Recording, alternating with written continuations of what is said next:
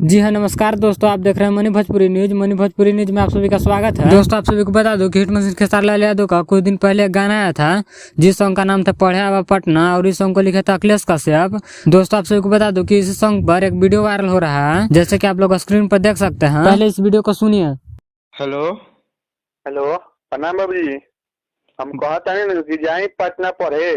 हाँ दे जानत नहीं कि खेसरिया के गाने सुन सुन के पगलाता रहो, निहाय के लान खाए के कर के।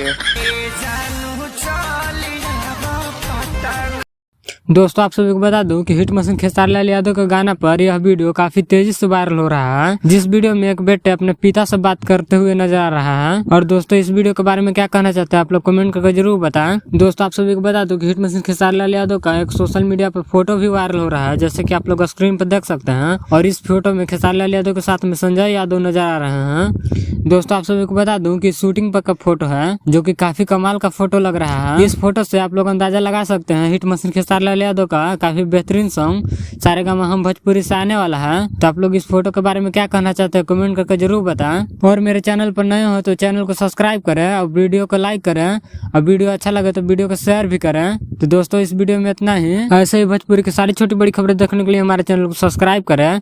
मिलते हैं अगले वीडियो में, तब तक के लिए जय हिंद।